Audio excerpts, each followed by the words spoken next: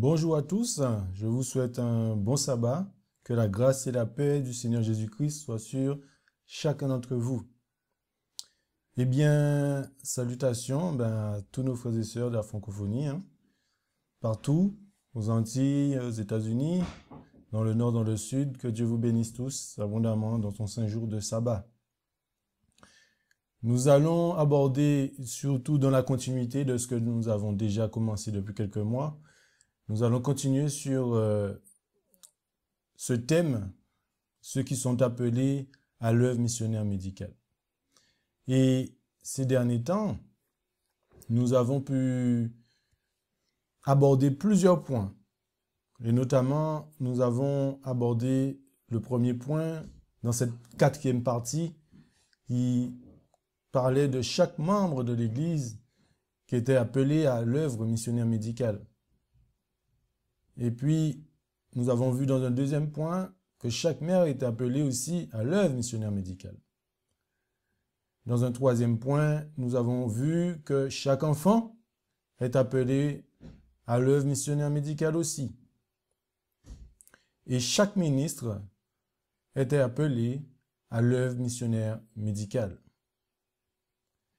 Et aujourd'hui, nous allons aborder sur la quatrième partie, la partie B, et je ne sais pas si nous allons pouvoir tout faire aujourd'hui, on verra, mais voilà, nous allons aborder cette peut-être dernière ou avant-dernière partie concernant ceux qui sont appelés à l'œuvre missionnaire médicale. Donc, avant de commencer, je vous invite à vous prosterner avec moi pour la prière.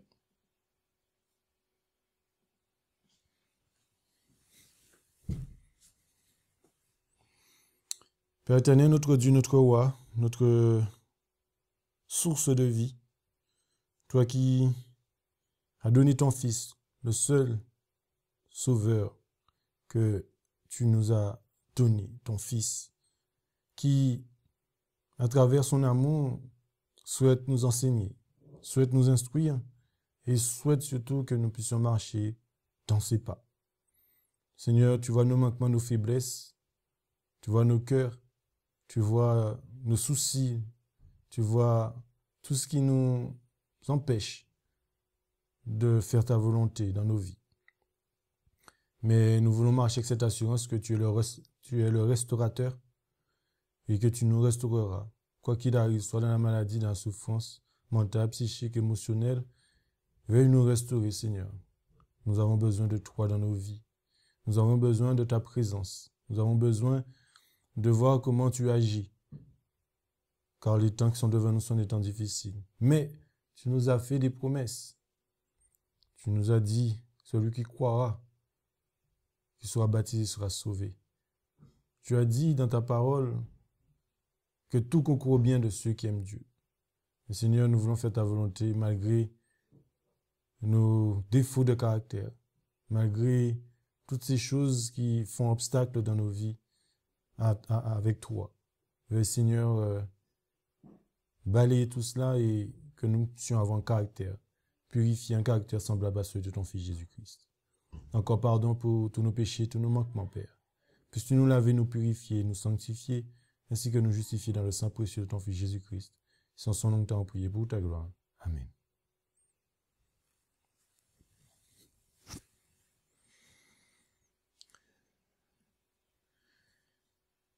Eh bien, nous allons continuer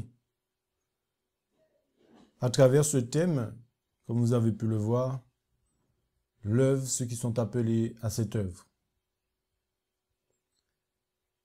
Et pour commencer, nous allons parler de ce qui concerne les ministres. Et peut-être que je me répète, les amis, mes frères et sœurs, mais l'opportunité que nous avons de pouvoir annoncer la bonne nouvelle de ce dernier message de miséricorde est une grâce. Et le Seigneur nous donne justement tout le nécessaire pour pouvoir faire cela. Donc je vous demande vraiment de prendre ce qui sera enseigné aujourd'hui, à partager pour le futur. Quand je dis le futur, c'est parce que cela aidera à achever cette œuvre. Mais nous pouvons d'ores et déjà maintenant mettre cela en pratique dans notre vie au quotidien. Et c'est pour cela que le Seigneur, à travers sa servante, s'adresse dans un premier temps, notamment aux ministres. Parce que chaque ministre est appelé à l'œuvre missionnaire médicale. Et elle dit ceci, que nos ministres qui ont acquis de l'expérience dans la prédication de la parole apprennent à donner des traitements simples et travaillent ensuite intelligemment en tant que missionnaires médicaux évangélistes. Donc il y a cette notion qui nous est demandée, c'est d'apprendre un traitement simple pour pouvoir justement aller dans le champ pour pouvoir aider. Ensuite, elle dit, dans Counsel on Healed, à la page 353, « Mon cœur s'attriste en regardant nos églises, qui devraient être liées par le cœur, l'âme et la pratique de l'œuvre missionnaire, de l'œuvre médicale missionnaire. Je tiens à vous dire que bientôt,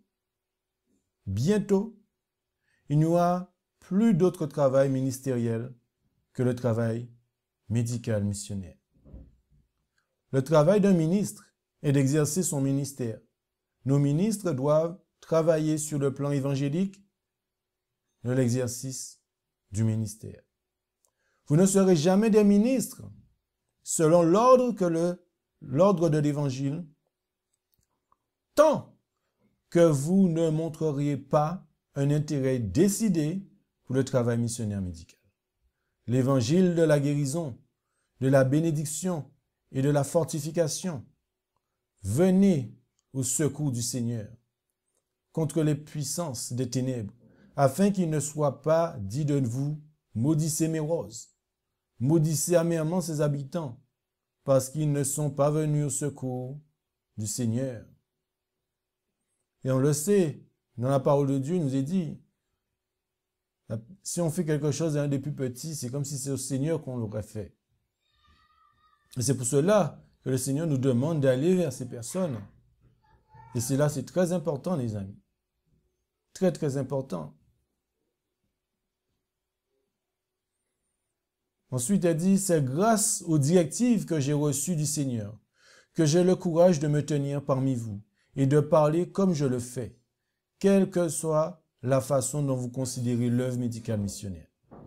Je tiens à dire que l'œuvre médicale missionnaire est l'œuvre de Dieu. Le Seigneur veut que chacun de ses ministres se mette au diapason. Le Seigneur veut que chacun de ses ministres se mette au diapason.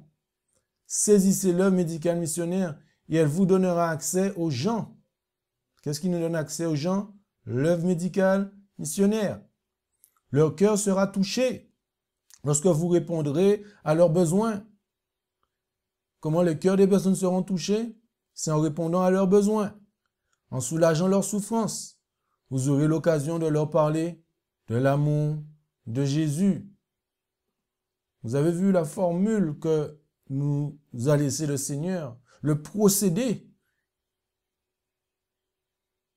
Mais oui, certains ne se rendent absolument pas compte qu'il est important que les missionnaires soient aussi des missionnaires médicaux. Le bon ministre aura 2 fois plus de succès dans son travail s'il comprend comment traiter les maladies. Une lumière de plus en plus vive m'a été donnée sur ce sujet. Donc, c'est clair, à travers cette œuvre missionnaire, le bon ministre aura 2 fois plus de succès dans son travail. Il dit 2 fois plus. Daniel t'a trouvé 10 fois plus. Et nous, déjà, on nous dit 2 fois plus.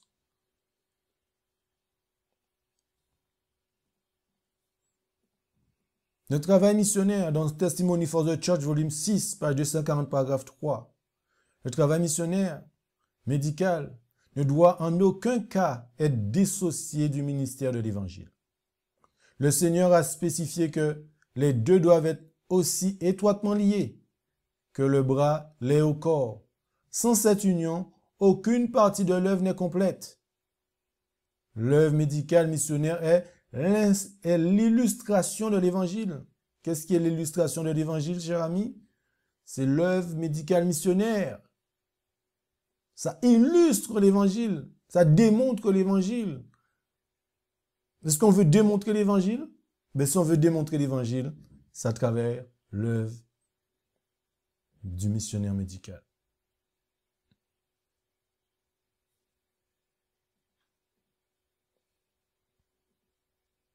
Ensuite, elle dit, le ministère de l'Évangile est nécessaire pour donner la permanence et de la stabilité à l'œuvre médicale missionnaire. Et le ministère a besoin de l'œuvre médicale missionnaire pour démontrer l'application pratique de l'Évangile. Aucune partie de l'œuvre n'est complète sans l'autre. L'application pratique de l'Évangile. Ça veut dire que si on fait cette œuvre, on applique l'Évangile. Qui est-ce qui va appliquer l'Évangile? Si on souhaite appliquer l'Évangile, nous savons ce qu'il faudrait faire. Toujours Testimony for the Church, à la page, volume 6, page 289, paragraphe 4. Il est dit, l'union qui devrait exister entre l'œuvre médicale missionnaire et le ministère est clairement exposée dans le 58e chapitre d'Ésaïe. Il y a de la sagesse et de la bénédiction pour ceux qui s'engageront dans le travail tel qu'il est présenté ici. Ce chapitre est explicite et il contient suffisamment d'éléments pour éclairer quiconque souhaite accomplir la volonté de Dieu. Il offre d'abondantes possibilités de servir l'humanité souffrante et en même temps d'être un instrument entre les mains de Dieu pour apporter la lumière de la vérité à un monde en perdition. Si l'œuvre du message du troisième ange est poursuivie dans le bon sens, le ministère ne sera pas relégué au second plan et les pauvres et les malades ne seront pas négligés. Dans sa parole, Dieu a uni ces deux lignes de travail et personne ne devrait les séparer. Personne, mes amis, devrait séparer entre l'œuvre missionnaire médicale et le message du troisième ange.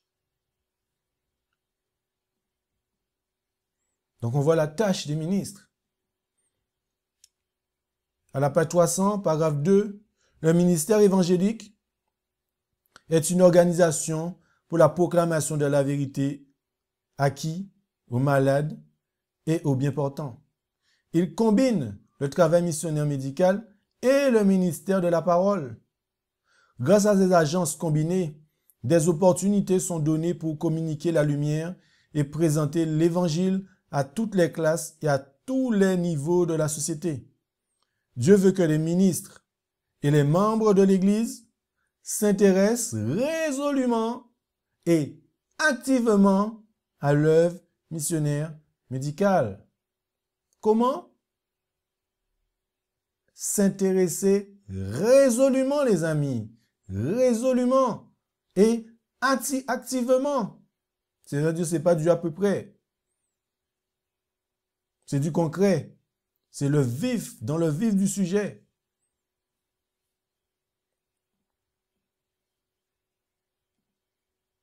À la page 301, paragraphe 1, toujours dans Testimony, volume 6, les ministres devraient considérer que cela fait partie de leur travail de s'occuper des malades et des affligés. Chaque fois que l'occasion se présente, le ministre de l'Évangile doit présenter le message qui doit être reçu si le peuple veut être sanctifiés et préparés pour la venue du Seigneur. Ouh là là. Je reprends. Le ministre de l'Évangile doit présenter le message qui doit être reçu si le peuple veut être sanctifié et préparé pour la venue du Seigneur. Cette œuvre doit embrasser tout ce qui a été embrassé dans le ministère du Christ. Ce message que vous entendez ce matin, chers frères et sœurs, vous devez l'entendre. C'est ce qui est marqué. Et vous devez l'entendre pour être sanctifié.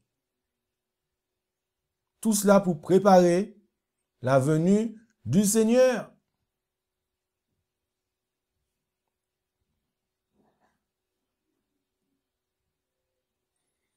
Ceux qui comprennent la physiologie et l'hygiène y trouveront dans leur travail ministériel un moyen d'éclairer les autres sur le traitement approprié et intelligent des forces physiques, mentales et morales. C'est pourquoi ceux qui se préparent au ministère devraient étudier assidûment l'organisme humain, afin de savoir comment soigner le corps, non pas à l'aide de médicaments, mais à partir du laboratoire de la nature. Le Seigneur bénira ceux qui s'efforcent de se préserver des maladies et qui amèneront les autres à considérer comme sacrée la santé du corps et de l'âme. Oui, le Seigneur a pourvu des bénédictions pour nous si nous appliquons ses lois. C'est marqué. À la page 377, paragraphe 1, dit « Le travail d'éducation dans le cadre de la mission médicale est un pas en avant dans une grande importance dans l'éveil de l'homme à ses responsabilités morales. Si les ministres s'étaient occupés de ce travail dans ces divers départements, conformément à la lumière que Dieu a donnée, il y aurait eu une quoi? Une réforme très nette dans le manger, le boire et l'habillement. Mais certains se sont opposés directement à l'avancement de la réforme sanitaire. Ils ont freiné les gens par leur indifférence ou leurs remarques condamnatoires ou par des plaisanteries et des blagues. Eux-mêmes et un grand nombre d'autres ont souffert jusqu'à la mort, mais tous n'ont pas encore appris la sagesse. Oui, c'est vrai, vous avez déjà entendu, ça va sauver personne, etc., etc. Oui, on va se moquer de vous. Ah, toi, tu manges pas ça, ceci, cela. Les amis, le Seigneur a un plan. Le Seigneur a un plan pour son peuple. Et il souhaite que justement son peuple soit en accord. Il souhaite que son peuple puisse être disposé. Il souhaite que son peuple soit attentif à sa voix. Chers amis, nous devons vraiment prendre en considération ce que le Seigneur nous dit aujourd'hui.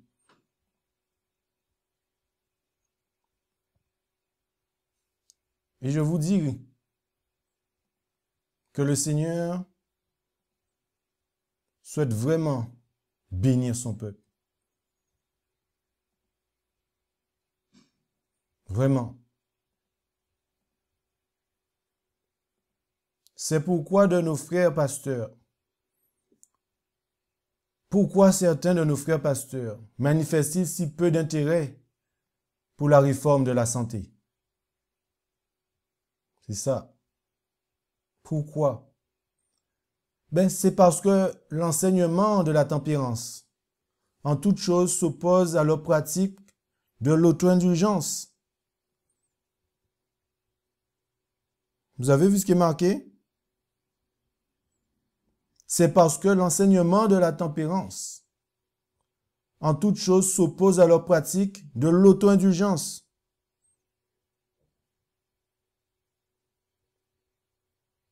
Dans certains endroits, cela a été la grande pierre d'achoppement qui nous a empêchés d'amener la population à étudier, à mettre en pratique et à enseigner la réforme de la santé.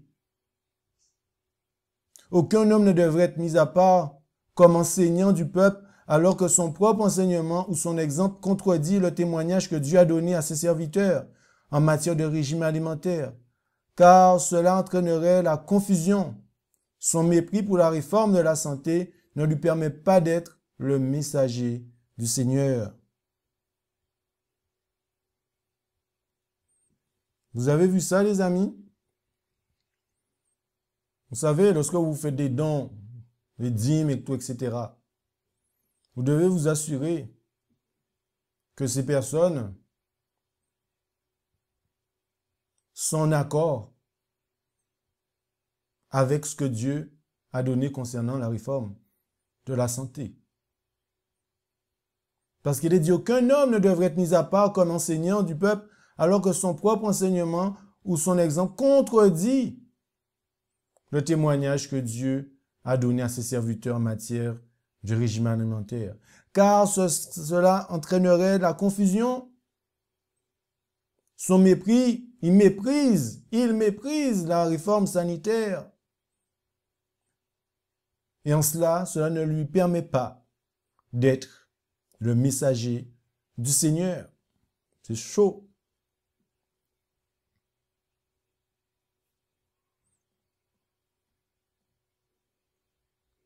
Les médecins missionnaires évangélistes pourront accomplir un excellent travail de pionnier. Le travail du ministre devrait se fondre pleinement dans celui du médecin missionnaire évangéliste. Le médecin chrétien doit considérer son travail comme aussi exalté que celui du ministère. Il porte une double responsabilité, car il réunit en lui les qualifications du médecin et du ministre de l'Évangile. Son travail est grandiose, sacré et très nécessaire.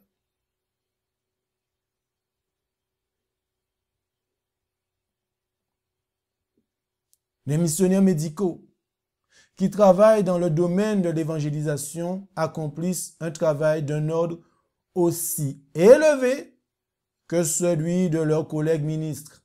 Wow. Les efforts déployés par ces travailleurs ne doivent pas se limiter aux classes les plus pauvres. Les classes supérieures ont été étrangement négligées. Dans les couches supérieures de la société, on trouvera de nombreuses personnes qui répondront à la vérité parce qu'elle est cohérente, parce qu'elle porte l'empreinte du caractère élevé de l'Évangile. Parmi les hommes compétents, ainsi gagnés à la cause, nombreux sont ceux qui s'engageront énergiquement dans l'œuvre du Seigneur. Amen. Gloire à Dieu pour ça, les amis.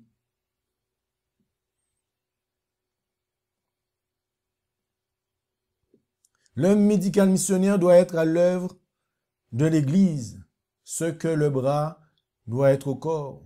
On s'adresse à l'Église aussi, là. Hein? Le troisième ange va proclamer les commandements de Dieu, la foi de Jésus. L'œuvre médicale missionnaire est la mise en pratique de l'Évangile. Toutes les lignes de travail doivent être harmonieusement mélangées pour donner l'invitation « Venez, car tout est prêt ». Donc vous le voyez encore une fois. L'œuvre médicale, en tant que missionnaire, c'est la mise en pratique, les amis, de l'Évangile. C'est très simple. On en a parlé un peu tout à l'heure là dans l'école du sabbat. La fraternité, etc. C'est ça l'Évangile en pratique en fait. Et oui, c'est ça l'Évangile aussi. Testimony of the Church, volume 8, page 163, paragraphe 1. Il y a un fardeau sur mon âme. Il y a des jeunes qui sont encouragés à suivre des études médicales et qui devraient se préparer résolument à proclamer le message du troisième ange. Il n'est pas nécessaire que nos étudiants en médecine consacrent tout leur temps qu'ils consacrent aux études de médecine. Leur travail devait être plus résolument combiné avec une étude de la parole de Dieu. On inculque des idées qui ne sont pas du tout nécessaires. Et les choses nécessaires ne reçoivent pas suffisamment d'attention. Donc on voit la nécessité d'avoir les deux. Et on ne peut pas dissocier. Dans les partages précédents, on a vu, c'est indissociable.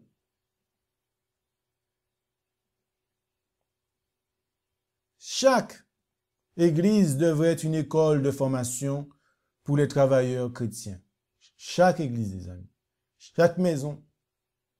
Ses membres devraient apprendre à faire des lectures bibliques, à diriger et à enseigner les cours de l'école du sabbat, à aider au mieux les pauvres et à soigner les malades, à travailler avec les inconvertis. Voilà ce que nous devons apprendre à faire. Il devrait y avoir des écoles de santé, des écoles de cuisine et des cours dans des divers domaines de l'aide chrétienne. Il ne s'agit pas seulement d'enseigner, mais de travailler sous la direction d'instructeurs expérimentés. Laissez les enseignants montrer la voie en travaillant parmi les gens. Et d'autres, s'unissant à eux, apprendront de leur exemple. Un exemple vaut mieux que de nombreux préceptes. Un exemple vaut mieux que de nombreux préceptes, les amis.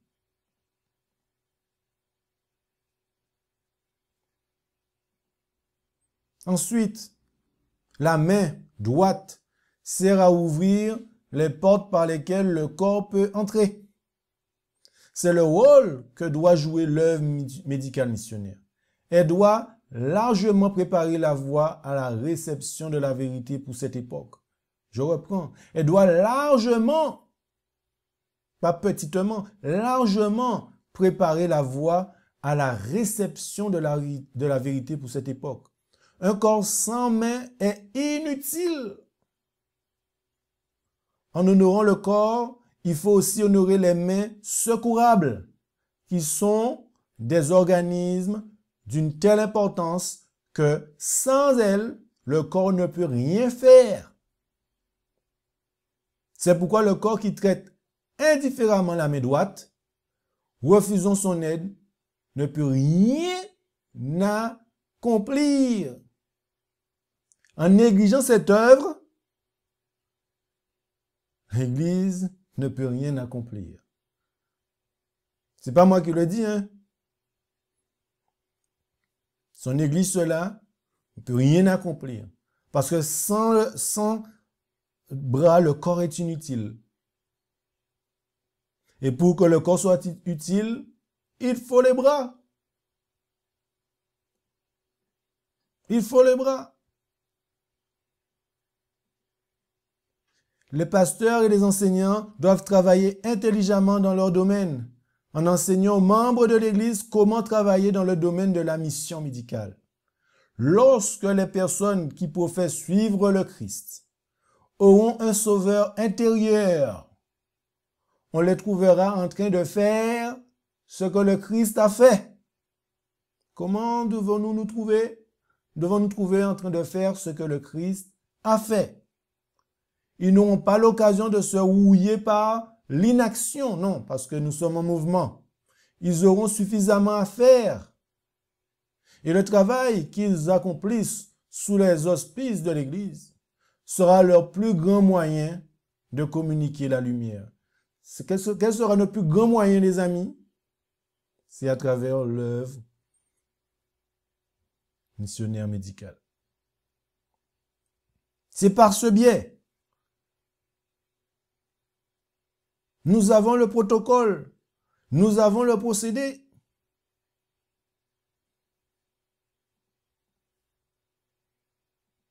À mes frères ministres, je dirais, poursuivez ce travail avec tact et compétence.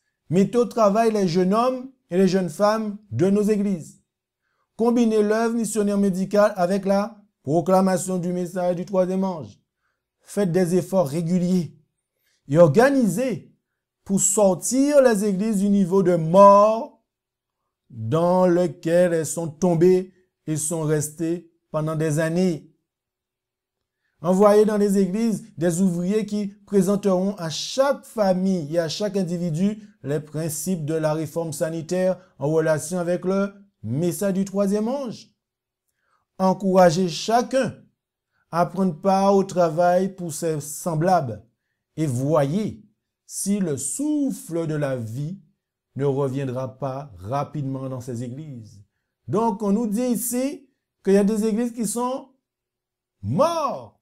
Et pourquoi ils sont morts? Mais parce que cette combinaison n'est pas faite. Cette combinaison de l'œuvre médicale missionnaire et la proclamation du message du troisième ange. C'est pour cela. Et c'est pour cela que nous devons envoyer les ministres, dans les églises, des ouvriers qui présenteront à chaque famille. Dans chaque foyer, vous devez avoir cela. À les présenter. À chaque individu, les principes de la réforme sanitaire en relation avec le message du troisième ange.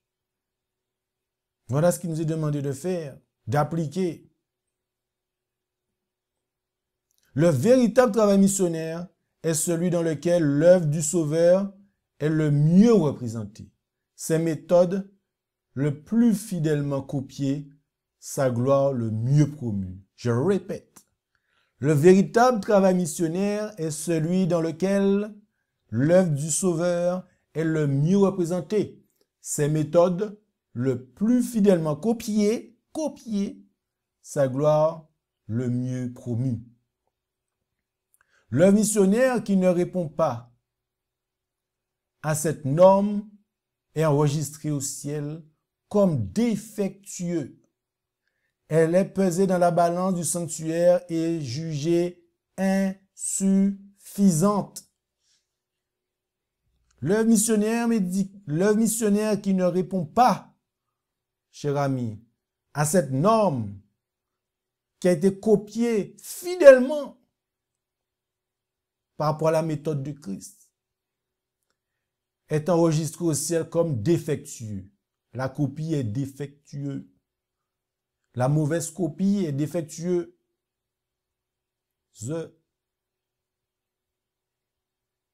Elle est pesée dans la balance du sanctuaire et jugée insuffisante, les amis. Nous avons le modèle parfait. Le modèle parfait. Qu'est-ce que vous... Nous sommes tous d'accord, hein? Si on nous donne un modèle parfait, nous allons prendre ce modèle parfait. Parfois, vous voyez, ça peut ressembler à de l'or, mais c'est du plaqué or. Donc, c'est pas vrai, c'est pas bon. Pour que ça soit bon, il faut que ça soit de l'or. Un générique n'est pas le vrai médicament.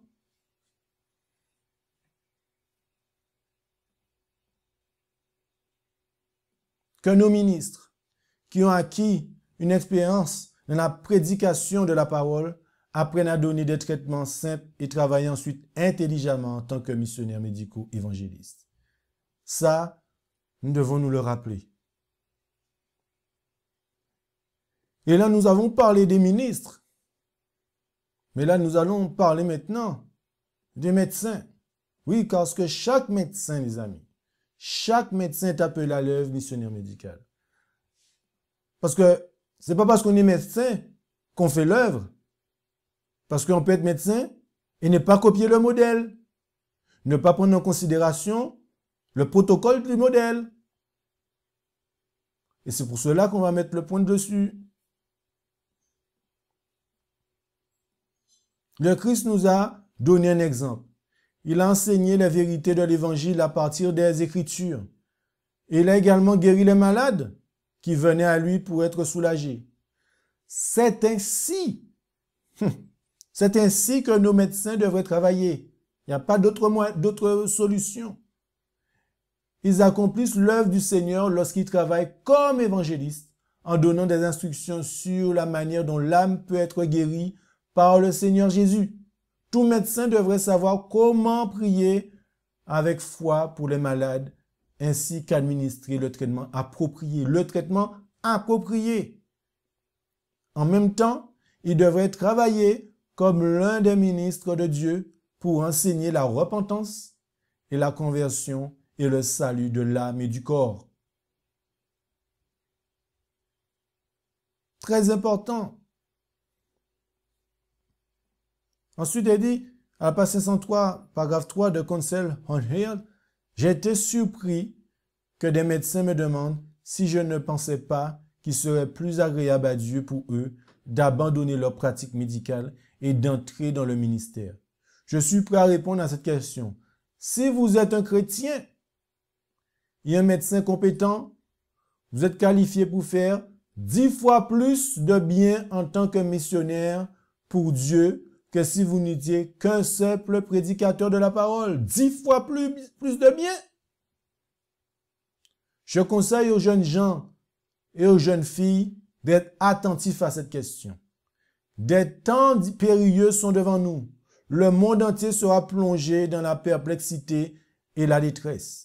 Des malades de toutes sortes s'abattront sur la famille humaine. Et une ignorance aussi grande que celle qui prévaut aujourd'hui en ce qui concerne les lois de la santé entraînera de grandes souffrances et la perte de nombreuses vies qui pourraient être sauvées. Donc, en tant que médecin, missionnaire compétent, les amis, il est dit 10 fois plus de bien en tant que missionnaire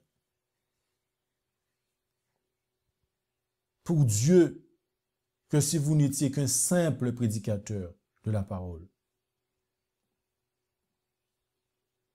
Les médecins, missionnaires, évangélistes pourront accomplir un excellent travail de pionnier. Le travail du ministre devrait s'harmoniser pleinement avec celui du médecin, missionnaire, évangéliste.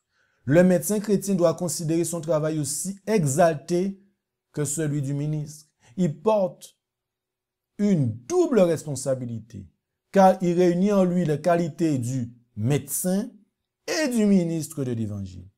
Son travail est grandiose, sacré et nécessaire. C'est sacré et nécessaire, il nous est dit. Gospel Rockers, page 360, paragraphe 3. Le médecin et le ministre doivent se rendre compte qu'ils sont engagés dans la même œuvre. Ils doivent travailler en parfaite harmonie. Ils doivent se conseiller mutuellement. Par leur unité, ils témoigneront que Dieu a envoyé son Fils unique dans le monde pour sauver tous ceux qui croient en lui comme leur sauveur personnel. Oui, le médecin et le ministre doivent se rendre compte qu'ils sont engagés dans la même œuvre.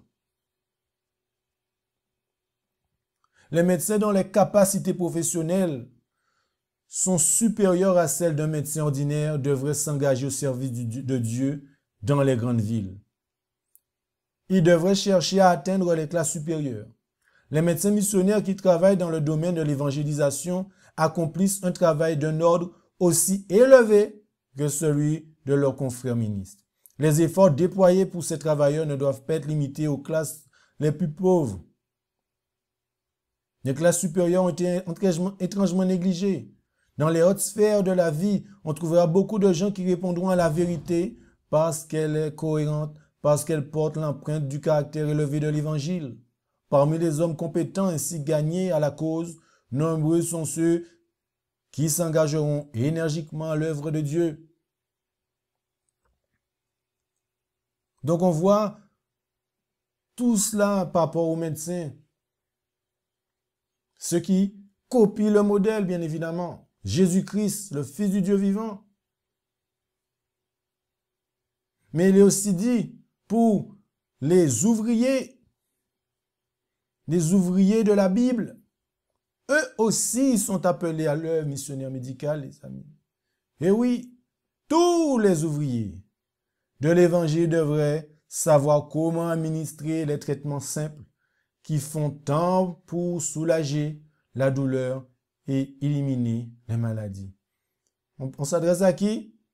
Il dit tous les ouvriers de l'évangile. Tous. Pas un tel ou peut-être eux, non. Tous les ouvriers. C'est net, et clair et limpide, les amis.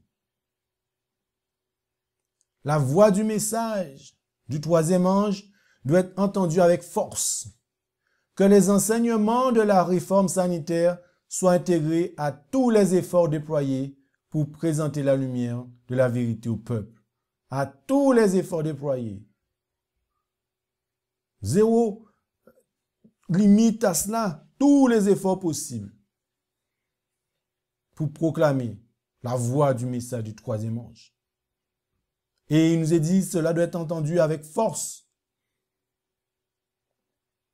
Le missionnaire médical est l'œuvre pionnière de l'évangile, la porte par laquelle la vérité de ce temps doit entrer dans de nombreux foyers. Et oui, c'est par cette porte, les amis, par laquelle la vérité de ce temps doit entrer dans de nombreux foyers. Le peuple de Dieu doit être un véritable missionnaire médical, car il doit apprendre à répondre aux besoins de l'âme et du corps. Nos ouvriers doivent faire preuve du plus pur désintéressement lorsque, fort des connaissances et de l'expérience acquise par le travail pratique, ils vont soigner les malades. En allant de maison en maison, ils trouveront l'accès, les amis, à de nombreux cœurs. Ils trouveront l'accès à de nombreux cœurs, ces ouvriers. Donc si vous êtes ouvrier, vous êtes amené aussi à travailler dans cette œuvre, les amis. Et nous avons vu le ministre.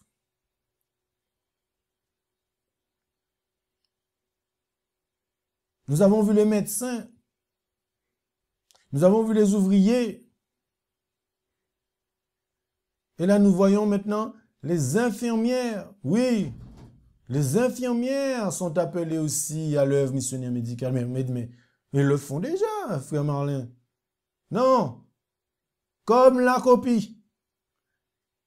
Parce qu'il y a des vrais et des faux. Mais il nous est dit, nous avons un modèle.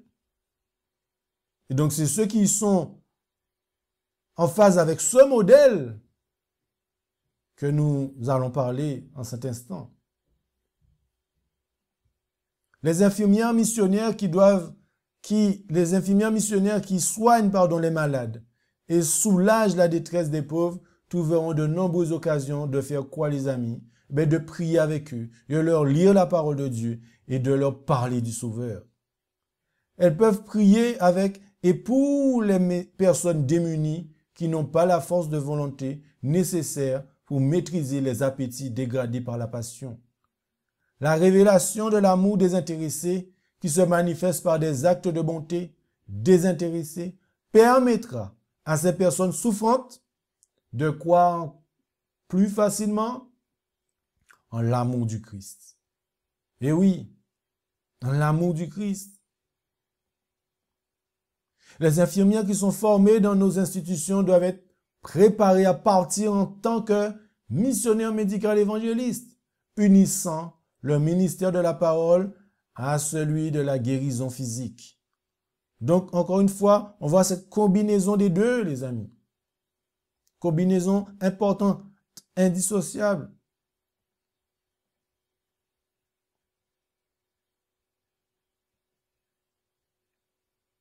Les colporteurs aussi. Tout le monde va y passer. Chaque colporteur est appelé à l'œuvre missionnaire médicale. Et oui, en allant d'un endroit à l'autre, le colporteur trouvera de nombreux malades. Il doit avoir une connaissance pratique des causes de la maladie et savoir comment donner des traitements simples afin de soulager ceux qui souffrent. Plus encore, il doit prier avec foi et simplicité pour les malades en les orientant vers qui? Vers le grand médecin. Tandis qu'il marche et travaille avec Dieu, des anges ministres sont à ses côtés, lui donnant accès au cœur, qui donne accès au cœur à ses côtés, les anges. Quel vaste champ d'action missionnaire s'ouvre devant les colporteurs fidèles et consacrés. Quelle bénédiction sera la sienne dans l'accomplissement diligent de son travail. Oui, parce que c'est un travail qu'il faut faire avec diligence.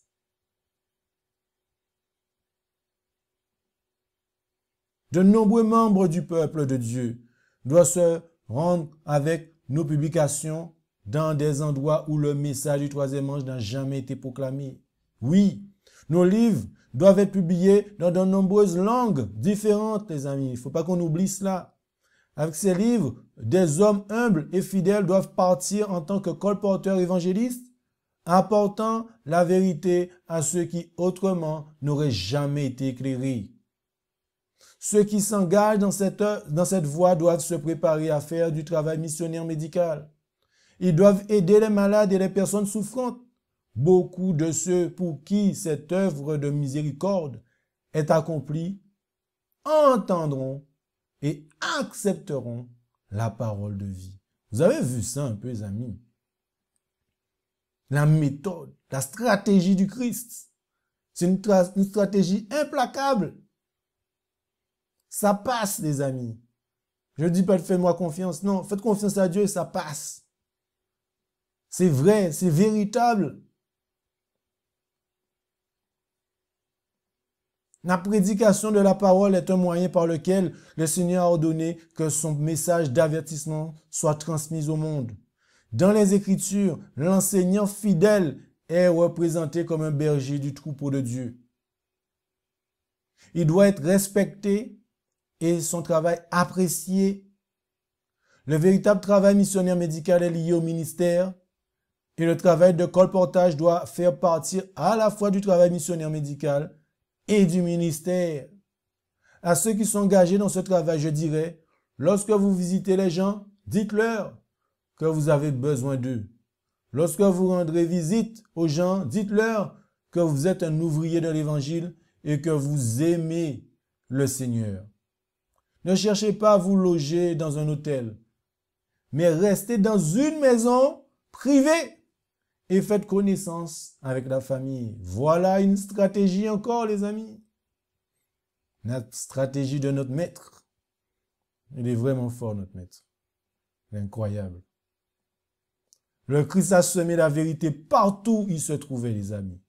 Et en tant que ses disciples, vous pouvez témoigner pour le maître en accomplissant un travail des plus précieux au coin du feu. En vous rapprochant ici des gens, vous trouverez souvent ceux qui sont malades et découragés. Si vous vous tenez près du Christ, si vous portez son joug, vous apprendrez chaque jour de lui comment transmettre des messages de paix et de réconfort aux personnes affligées et déçues, aux personnes tristes et aux cœurs brisés. Vous pouvez orienter les personnes découragées vers la parole de Dieu et amener les malades au Seigneur dans la prière. Lorsque vous priez, parlez au Christ comme vous le feriez à un ami de confiance et bien-aimé. Gardez une dignité douce, libre et agréable en tant qu'enfant de Dieu. Cela sera reconnu. Et oui, les colporteurs doivent être en mesure de donner des instructions sur le traitement des malades. Ils devraient apprendre les méthodes simples de traitement hygiénique.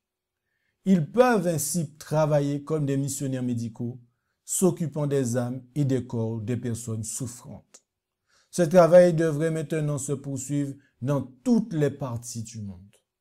Ainsi, des multitudes pourraient être bénies par les prières et l'instruction des serviteurs de Dieu. Il est vraiment bon notre maître, les amis? Je vous dis que oui. L'œuvre missionnaire médicale est la main droite de l'Évangile. Elle est nécessaire à l'avancement de la cause de Dieu. Elle est nécessaire. Si ça veut dire quoi? Si je vous dis pour aller à tel endroit, il est nécessaire d'avoir une voiture, c'est que si j'ai pas de voiture, je peux pas y aller. Donc on nous dit qu'ici, les amis, que cette œuvre est nécessaire pour l'avancement de la cause de Dieu. En amenant les hommes et les femmes à prendre conscience de l'importance d'une bonne hygiène de vie, la puissance salvatrice de la vérité sera connue. Chaque ville doit être pénétrée par des ouvriers formés à l'œuvre missionnaire médicale. En tant que main droite du message du troisième ange, les méthodes de Dieu pour traiter les maladies ouvriront des portes pour l'entrée de la vérité présente. Vous avez vu ça? La littérature sur la santé doit être diffusée dans de nombreux pays. Nos médecins en Europe et dans d'autres pays devraient prendre conscience de la nécessité d'avoir des ouvrages de santé préparés par des hommes qui sont sur le terrain et qui peuvent rencontrer les gens là où ils sont avec l'instruction la plus essentielle. Mes chers amis, il est important de comprendre que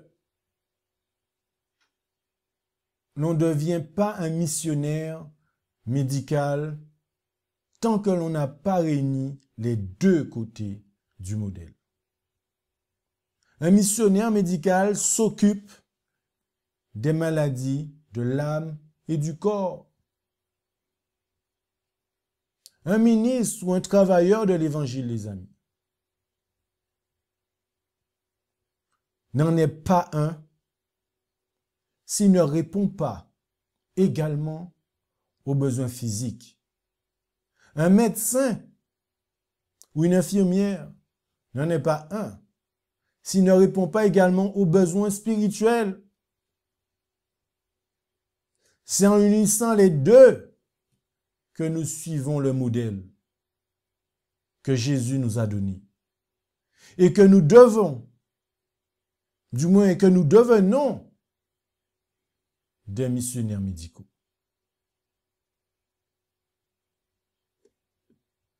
On ne peut pas séparer les deux, les amis.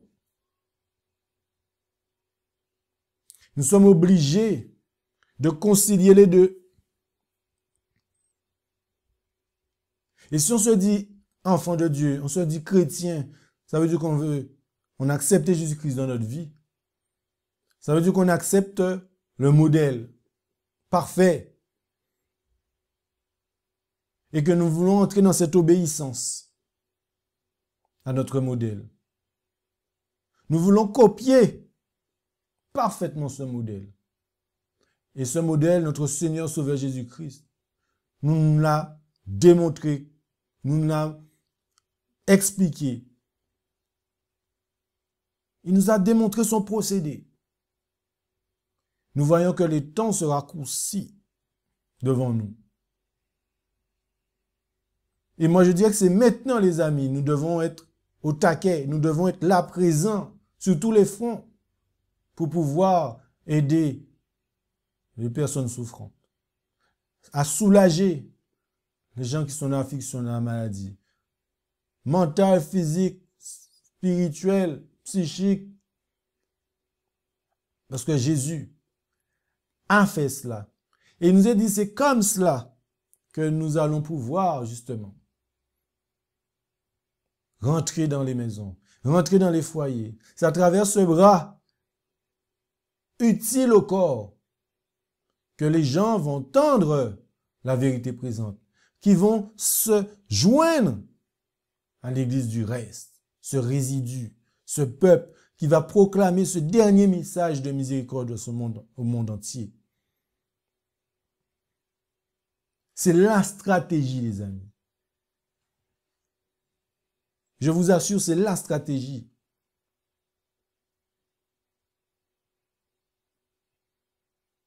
Et là, je vous parle de ça, mais je vous dis la prochaine fois,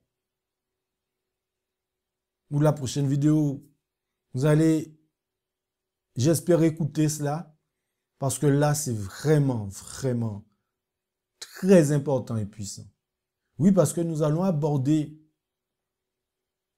ce point, que peut-être que nous avons pu discuter de ce point, Mais là, nous allons entrer dans les profondeurs de ce point.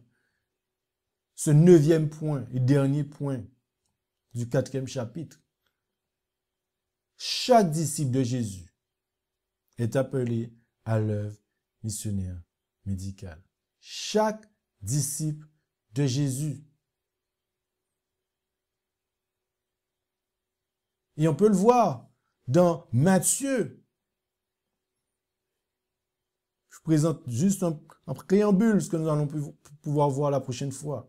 Dans Matthieu, chapitre 10, verset 1 et verset 7 à 8, Jésus, ayant appelé ses 12 disciples, leur donna le pouvoir, les amis, de chasser les esprits immondes et de guérir toutes sortes de maladies et toutes sortes d'infirmités.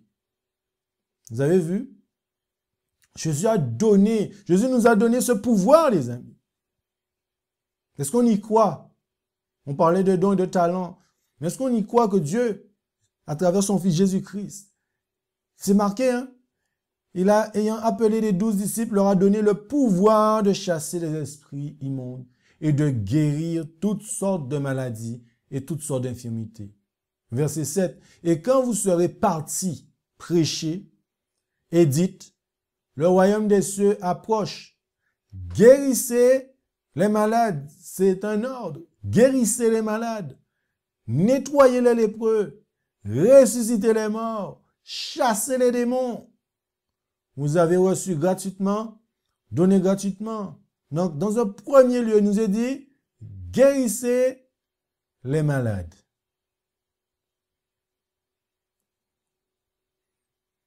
Voilà à quoi Jésus a envoyé ses disciples. Voilà à quoi Jésus nous a tous envoyés. Il nous dit son disciple. Je vous invite dans ce sens, chers frères et sœurs, à prier. À prier pour que nous puissions entrer dans ce plan. Que ça soit vraiment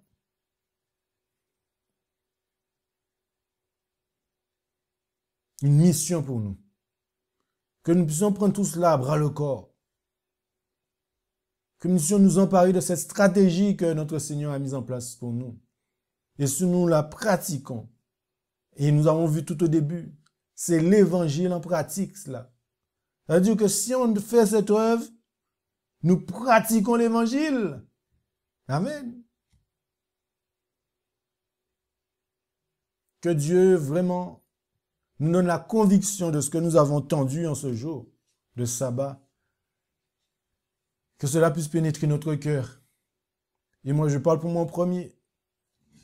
Que nous puissions vraiment considérer cela et de pas prendre en considération de dire ce qu'on pourra nous dire, mais juste prendre la parole de Dieu. Suivre notre modèle. Comme il dit dans la parole, suivons l'agneau partout où il va. Marchons sous ses empreintes. Que Dieu nous donne le discernement, la sagesse, pour pouvoir, par sa grâce, dès aujourd'hui, apprendre, nous former. Parce que, les amis, lorsque nous allons aborder cette partie concernant les disciples de Jésus, notre 5e partie, les amis, notre 5e partie s'intitulera, les amis, où et comment les missionnaires médicaux devraient recevoir leur formation. Le plan directeur des écoles de missionnaires médicaux. Où et comment les missionnaires médicaux devraient recevoir leur formation. Je vous dis, ce sera quelque chose d'extraordinaire encore que nous allons partager ensemble. Que Dieu nous bénisse. Vous souhaitant un bon sabbat. Et que la paix et la grâce du Seigneur Jésus-Christ soient sur chacun d'entre vous. Amen. Je vous invite à vous prosterner avec moi pour cette dernière prière.